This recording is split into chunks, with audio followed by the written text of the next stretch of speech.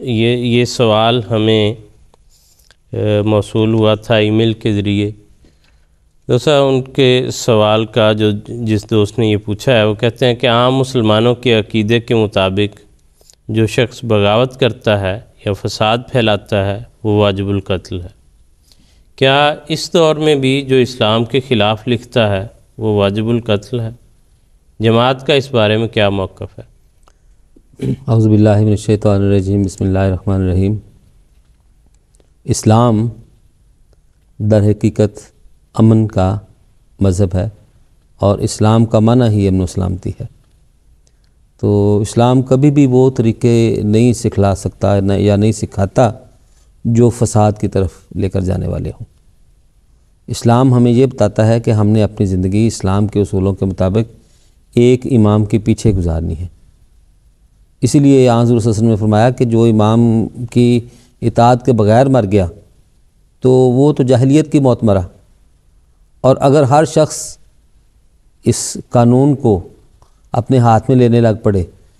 تو دنیا کا وہی حال ہوگا جو ہم بہت سارے ملکوں میں دیکھتے ہیں، جہاں کہ کوئی امام نہیں ہے، ان کا کوئی پوچھنے والا نہیں ہے، اور جو بات ہے وہ فساد کی انتہائی حدود کو چھو رہی ہے۔ ہر بندہ اپنا اسلام نافذ کرنا چاہتا ہے، اور حالانکہ یہ سارے کام سراسر اسلامی روح کے بالکل منافی ہیں۔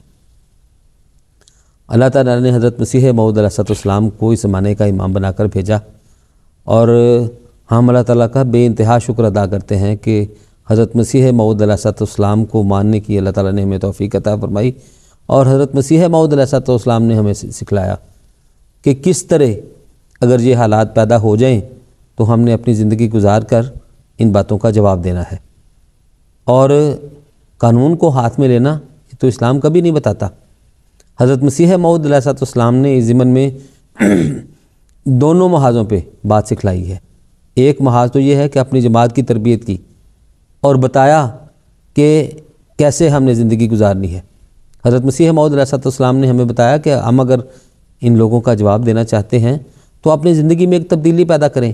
حضور صلی اللہ علیہ وسلم کے اخلاق کو لوگوں کے سامنے پیش کر کے بتائیں کہ اسلام یہ چاہتا ہے، اور یہ حضور صلی اللہ علیہ وسلم کے وہ اخلاق ہیں جو امن پر، صلح و جوئی پر مشتمل ہیں۔ اور دوسرے لوگوں کو بتایا کہ دیکھیں، جو شخص بھی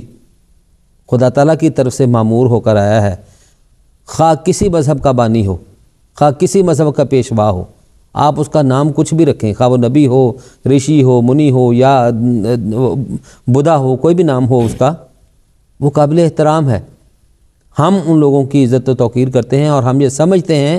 کہ جن لوگوں کو لوگوں نے مانا ہے، بے انتہا لوگوں نے مانا ہے، وہ لوگ غلط نہیں تھے، اور وہ اللہ تعالیٰ کی طرف سے فرستادہ تھے، اللہ تعالیٰ کے بھیجے ہوئے تھے۔ تو ہم ان سب کی عزت کرنا چاہتے ہیں، اور ہم بھی آپ لوگوں سے یہ استدعا کرتے ہیں اور چاہتے ہیں کہ آپ بھی حضور صلی اللہ علیہ وسلم کی عزت و توقیر کریں، تو دنیا میں جو فساد ہے اس کا کلا کما ہو سکتا ہے۔ اور اس بارے میں حضرت مسیح موعود علیہ السلام نے جو بے انتہا کارہائے نمایاں سر انجام دی، ان میں سے ایک بہت بڑا کام آپ کا دنیا میں صلح و امن کی بنیاد رکھنا تھا، اور اسی وجہ سے آپ نے جو سب سے آخری کتاب لکھی ہے اپنی زندگی کی، وہ پیغام صلح ہے۔ تو حضرت مسیح موعود علیہ السلام نے اس میں واضح طور پر یہ لوگوں کو پیغام دیا ہے کہ ہم یہ فیصلہ کر لیں آپس میں کہ کسی بھی مذہب، خواہ کسی بھی مذہب کے پیشوا ہو، ہم ان کے خلاف کسی قسم کی کوئی نازیبہ بات نہیں کریں گے، تو اس سے ساری دنیا میں امن قائم ہو سکتا ہے۔ آج کے زمانے میں بھی ہم دیکھتے ہیں کہ بہت سے لوگ ہیں جو اسلام کے خلاف اور دوسرے مذاہب کے خلاف آپس میں برسر پیکار ہیں، اور ہرزہ سرائی کرتے ہیں اور گستاخی کرتے ہیں۔ تو دیکھا، ہر موقع پہ ہم نے دیکھا کہ ہمارے پیارے آقا حضرت خلیفۃ المسیح الخام سید اللہ تعالیٰ بن نصر العزیز نے کس پیار سے، کس محبت سے، کس الفت سے ساری دنیا کو نیکی اور محبت اور پیار کا پیغام دیا، دکھ بھرے الفاظ میں بتایا کہ ہمارے دل اس بات سے چھلنی ہیں، جیسا کہ حضرت مسیح موعود علیہ السلام نے واضح طور پہ بیان فرمایا کہ جو لوگ ناحق خدا سے بے خوف ہو کر ہمارے بزرگ نبی حضرت محمد صلی اللہ علیہ وسلم کو برے الفاظ سے یاد کرتے اور جناب پر پاک تہمتیں لگاتے اور بدزبانی سے باز نہیں آتے ہیں، ان سے ہم کیوں کر صلح کریں؟ میں سچ سچ کہتا ہوں کہ ہم شورا زمین کے سانپوں اور بیابانوں کے بھیڑیوں سے صلح کر سکتے ہیں، لیکن ان لوگوں سے ہم صلح نہیں کر سکتے جو ہمارے پیارے نبی پر، جو ہمیں اپنی جان اور ماں باپ سے بھی پیارا ہے، ناپاک حملے کرتے ہیں، خدا ہمیں اسلام پر موت دے۔ تو یہ ایک مسلمان کے دل کی آواز ہے جو حضرت مسیح موعود علیہ السلام نے ہمارے سامنے رکھی ہے۔ ہمارے دل اس سے زیادہ اور کسی چیز سے اذیت نہیں محسوس کرتے جتنے اس بات سے محسوس کرتے ہیں، لیکن اس کے باوجود ہمیں اسلام نے، ہمیں حضور صلی اللہ علیہ وسلم نے، حضرت مسیح موعود علیہ السلام نے، خلفاء نے یہی سکھایا ہے کہ اپنے اس دکھ کو ہم نے خدا کے سامنے پیش کرنا ہے، لوگوں کے سامنے ہم نے حضور صلی اللہ علیہ وسلم کے اخلاق حسنہ پیش کر کے بتانا ہے کہ اسلام کی تعریف اس کے برخلاف ہے جو آپ لوگ ہمارے اوپر تہمتیں لگاتے ہیں۔ تو اگر یہ طریقہ ہوگا جواب دینے کا تو یہ دشمن جو ہیں یہ آج نہیں تو کل انشاءاللہ اسلام کی آغوش میں آئیں گے اور حضور صلی اللہ علیہ وسلم کی مدح کی طرح نگائیں گے۔ اور اب بالکل اسی طرح بات ہے دوستہ، جیسے آپ نے بیان فرمایا کہ اب بھی جب ان کو بتایا جاتا ہے، حضرت صاحب جہاں تشریف لے کے جاتے ہیں، دنیا کے مختلف لیڈران جمع ہوتے ہیں، پڑھے لکھے لوگ جمع ہوتے ہیں، اور جو کہ مسلمان نہیں ہیں، اور میڈیا کے ذریعے یا جو صورتحال بعض ناعاقبت اندیش لوگوں نے پیدا کی ہے، مسلمان کہلانے والوں نے، جو غلط تصویر پینٹ ہوئی ہے، حضرت صاحب جب اس کے برعکس جا کے ان کو حقیقی تعلیم اسلام کی بتاتے ہیں تو وہ لوگ حیران ہوتے ہیں، اور وہ کہتے ہیں کہ یہ تو اسلام کی تعلیم ہمیں پہلی مرتبہ پتہ چلی ہے، پہلی دفعہ، اور اگر کہتے ہیں کہ یہ اسلام ہے تو یہ تو ہمیں ضرور چاہیے، بالکل جو ہے اس وقت ساری دنیا کو یہ چاہیے، اسی کے ذریعے امن ہو سکتا ہے۔ اس لیے اسلام کی جو حقیقی تعلیم ہے وہ قطعاً اس طرح نہیں ہے۔ دوسرا عثمان صاحب، اگر آپ کے سوال کو لے کر میں بات کروں